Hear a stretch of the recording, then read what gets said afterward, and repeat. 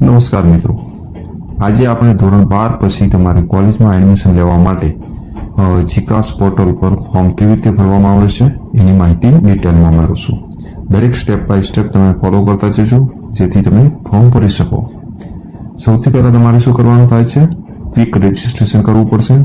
તો gcas.gov ની જે ઉપર અહીંયા આગળ વેબસાઇટ દેખાય છે એ વેબસાઇટ ઉપર ક્લિક કરી અને તમારે જે પહેલી વેબસાઇટ ખુલે છે એના ઉપર ક્લિક કરવાનું છે અને ક્વિક રજિસ્ટ્રેશન ઓપ્શન આવશે, ત્યાં આગળ ક્લિક કરશો એટલે આ ટાઈપનું એક ફોર્મ ખુલશે કે જેની અંદર તમારે પ્રોગ્રામ ટાઈપ સર્ચ કરવાનો છે, એટલે કે તમારે ગ્રેજ્યુએશન માટે અંડર ગ્રેજ્યુએટ રેગ્યુલર એવું સિલેક્ટ કરશો. અપાર આઈડીની કોઈ જરૂર નથી. નીચે માર્કશીટ મુજબ તમારે નામ લખવાનું છે, જેવું માર્કશીટમાં છે એવું જ તમારું નામ એઝ ઇટ ઇઝ લખવાનું છે. ઓકે, એની નીચે કેટેગરી છે, તમારે જે કેટેગરી લાગુ પડે છે એ કેટેગરી અહીંયા આગળ સિલેક્ટ કરવાની છે. એની નીચે જેન્ડર સિલેક્ટ કરવાની છે. ઓકે, અને એની નીચે તમારે જન્મ તારીખ ઉપરથી સિલેક્ટ કરવાની છે. એના પછી અહીંયા આગળ ટીક માર્ક કરી અને નીચે ઈમેલ અને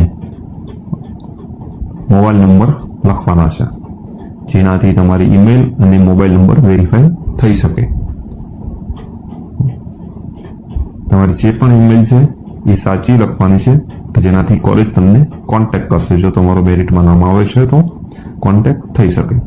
અને મોબાઈલ નંબર તમારો જે ચાલુ અને રેગ્યુલર નંબર છે એ જ નંબર લખવાનો છે.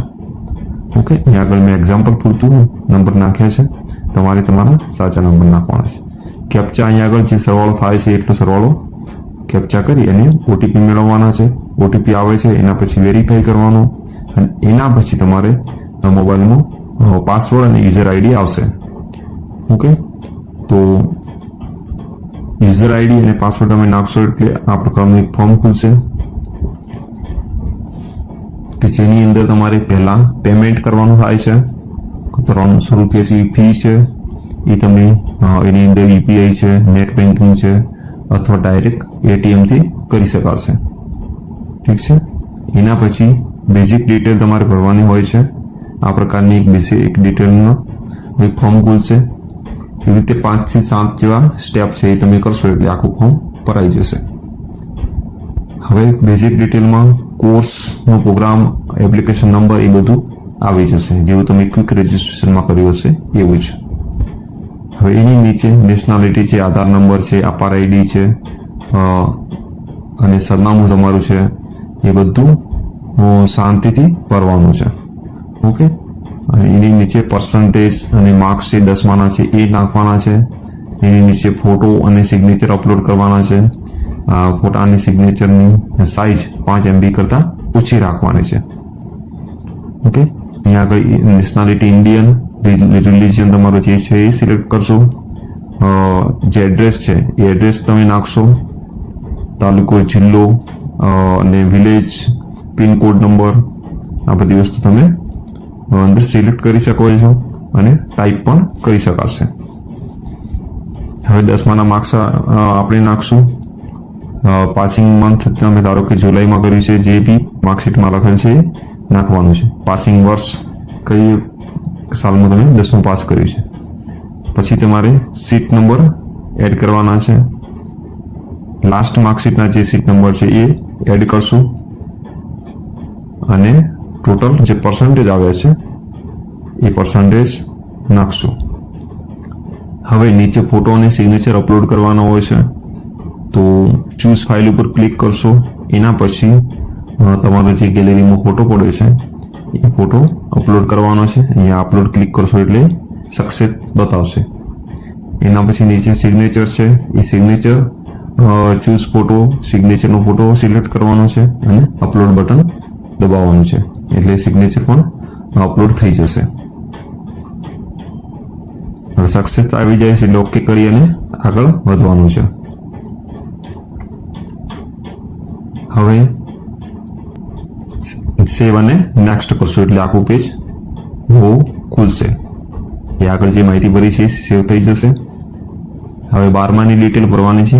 HSC અથવા તમે જે 10મા પછી ડિપ્લોમા કર્યું છે તો એની ઇન્ફોર્મેશન ભરવાની છે. જો તમે HSC ની ભરવો છો તો HSC ઉપર બ્લુ કરવાનું છે ડોટ.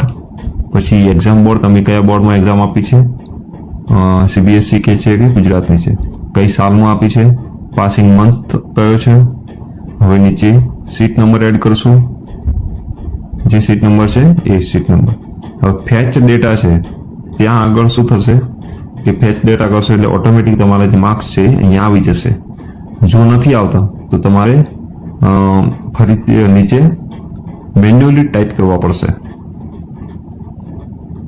ઓકે, તો અહીંયા આગળ આપણે આવ્યા નથી તો આપણે મેન્યુઅલી દરેક વિષયના માર્ક્સ એડ કરશું.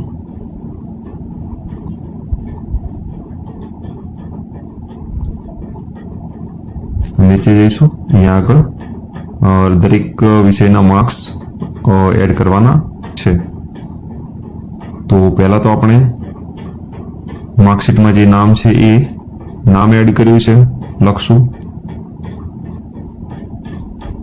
સ્કૂલનું નામ, પાસિંગ સ્ટેટ ક્યાંથી કર્યું છે, જિલ્લો કયો છે એ બધું સિલેક્ટ કરવાનું છે. હવે માર્ક્સ નાખીએ છીએ. હું એક જ અહીંયા વિષયના માર્ક્સ નાખું છું. તમારે માર્કશીટમાં જેટલા પણ વિષય છે એ સેમ વિષય સિલેક્ટ કરી અને અહીંયા આગળ ટાઈપ કરશો એટલે નીચે આવશે અને નીચેથી તમે સિલેક્ટ કરી અને મેળવેલ માર્ક્સ, નીચે ટોટલ માર્ક્સ અને નીચે એક બટન છે એડ, એ એડનું બટન દબાવશો એટલે માર્ક્સ એડ થઈ જશે. એવી રીતે દરેક વિષયના માર્ક્સ તમારે એડ કરવાના છે. ગુજરાતી છે તો ગુજરાતી ફર્સ્ટ લેંગ્વેજ હશે તો એના માર્ક્સ એડ કરશું. હિન્દી સેકન્ડ લેંગ્વેજ થશે. અહીંયા આગળ એક્ઝામ્પલ છે. ઓકે, તમારે કોઈ પણ જે વિષય છે એ તમે એડ કરી શકો છો. ઓકે, સાયન્સના અલગ વિષય છે, કોમર્સના અલગ વિષય છે. અહીંયા આગળ આપણે આર્ટ્સનો અહીંયા આગળ ડેમો બતાવીએ છીએ. હવે આપણે જેટલા પણ માર્ક્સ એડ કર્યા છે બધા જ વિષય અહીંયા આગળ લિસ્ટ બતાવશે. એની બાજુમાં ટોટલ માર્ક્સ બતાવે છે, એની બાજુમાં મેળવેલ માર્ક્સ બતાવે છે અને અહીંયા આગળ કોઈ ભૂલથી એડ થઈ ગયું છે તો એ ડિલીટ પણ કરી શકાશે. સેવ એન્ડ નેક્સ્ટ કરી આગળ જવાનું. કોટા ડિટેલ, તમે NRI કોટામાં આવો છો તો એ ટીક કરવાનું છે, સ્પોટ કોટામાં આવો છો તો એ ટીક કરવાનું છે, એક્સ સર્વિસમેન ના કોટામાં છો તો એ સિલેક્ટ કરવાનું છે. ઓકે, જે તમારે લાગુ પડે છે તો ટીક કરવાનું છે. જો લાગુ નથી પડતું તો ડાયરેક્ટ તમારે સેવ એન્ડ નેક્સ્ટ આગળ વધવાનું છે. સેવ એન્ડ નેક્સ્ટ બટન ઉપર ક્લિક કરી અને આગળ વધવાનું છે. Okay, success. હવે આપણે કઈ જગ્યાએ એડમિશન લેવું છે એની માહિતી ભરવાની છે. તો પહેલા યુનિવર્સિટી સિલેક્ટ કરવાની છે. અહીંયા આગળ આપણે હેમચંદ્રાચાર્ય યુનિવર્સિટી પાટણની સિલેક્ટ કરી છે. તમારે કોઈ પણ યુનિવર્સિટી જે યુનિવર્સિટીમાં એડમિશન લેવું છે એ યુનિવર્સિટી અહીંયા આગળ ટાઈપ કરશો તો નામ આવશે અને નામ યાદ નથી તો નીચે સ્ક્રોલ કરશો તો નીચે નામ બતાવશે. અહીંયા આગળ પ્રોગ્રામ તમારે શું કરવું છે, BA કરવું છે, BSc કરવું છે કે કોઈ પણ જે કોર્સ છે એ કરવો છે તો એના અંદરથી કોઈ એક પણ સિલેક્ટ કરવાનો છે. અહીંયા આગળ આપણે bachelor of arts BA select કરીએ છીએ. કયા જિલ્લામાં કરવો છે તો અહીંયા આગળ બનાસકાંઠા આપણે સિલેક્ટ કરીએ છીએ. ઇન્સ્ટિટ્યૂટ તમારે ગવર્મેન્ટમાં કરવું છે, ગ્રાન્ટેડમાં કરવું છે, સેલ્ફ ફાઇનાન્સમાં કરવું છે, કેવી રીતે કરવું છે. ઓકે, અહીંયા આગળ આપણે ઓલ કરીએ છીએ એટલે બધી જ કોલેજોનું લિસ્ટ આવી શકે. ઓલ સિલેક્ટ કરશું. હવે સર્ચ ઉપર બટન ઉપર ક્લિક કરશું. નીચે યુનિવર્સિટી નામ આવ્યું છે, બાજુમાં કોલેજનું નામ આવ્યું છે.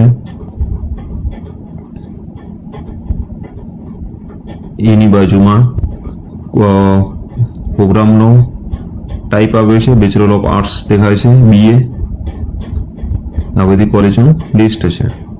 તમારે કોઈ જે પણ કોલેજમાં એડમિશન લેવું છે એવી રીતે પસંદગી ક્રમ આપવાનો છે. તમારે સૌથી પહેલા જે કોલેજમાં જવું હોય એને પહેલા ટીક કરવાની છે. અહીંયા આગળ બાજુમાં બેચલર ઓફ આર્ટ્સ બતાવે છે, એની બાજુમાં વિષયના નામ પણ આપેલા છે. તમારે કયા વિષયમાં કોર્સ પૂરો કરવો છે, ફાઇનલ મેજર જે સબ્જેક્ટ કયો રાખવો છે એ પણ અહીંયા આગળ બતાવે છે. તો જે તમને લાગુ પડે છે તમારે જે પસંદ કરવાનું છે એના ઉપર અહીંયા આગળ પ્લસ જે નિશાની છે એ ક્લિક કરશો એટલે એ વિષય અને એ કોલેજ એડ થઈ જશે. એ પહેલા નંબરમાં થશે, એના પછી કરશો એ બીજા નંબરમાં થશે. ઓકે, તો એવી રીતે તમે તમારે જેટલી પણ પસંદગી કરવાની છે કોલેજની એવી રીતે કરી અને એક પસંદગી ક્રમ આપવાનો છે. સેવ એન્ડ નેક્સ્ટ કરશો. સ્ટુડન્ટ તમે જાતે ફોર્મ ભર્યું છે તો અહીંયા સ્ટુડન્ટ ઉપર ક્લિક કરવાનું, ટિક માર્ક કરી અને સેવ એન્ડ નેક્સ્ટ કરવાનું છે. સેવ એન્ડ નેક્સ્ટ કરશો એટલે કે ફાઇનલ સબમિશન કરશો ત્યારે આવું એક બોક્સ આવશે કે જે ફાઇનલ સબમિશન થયા પછી કોઈ પણ પ્રકારનો સુધારો થઈ શકશે નહીં. ઓકે, તો અહીંયા આગળ ઓકે કરશો એટલે ફોર્મ તમારું સબમિટ થઈ જશે. હવે આવું એક હોમ પેજ જેવું ખુલશે. અહીંયા આગળ જે બ્લુ કલરના બટન દેખાય છે એ બટન પેમેન્ટની રિસિપ્ટ ડાઉનલોડ કરવાનું છે અને બાજુનું બટન છે તમારું જે ફોર્મ ભર્યું છે એ ડાઉનલોડ કરવાનું છે. એના ઉપર ક્લિક કરશો એટલે જ તમારી બંને ફોર્મ ડાઉનલોડ થઈ જશે. એના નામ ડિફોલ્ટ સેવ કરેલા હશે, એપ્લિકેશન ફોર્મ .pdf અને પેમેન્ટ રિસિપ્ટ .pdf. આ બે નામના જે ફાઇલ હશે એ તમારા ફોર્મ અને પેમેન્ટની રિસિપ્ટ હશે. તો ધન્યવાદ મિત્રો આ વિડીયો પૂરો જોવા બદલ. આવી જ ઇન્ફોર્મેટિવ વિડીયો તમારે વધારે જોવા માટે ચેનલ સબસ્ક્રાઇબ કરો અને વિડીયો લાઈક કરો.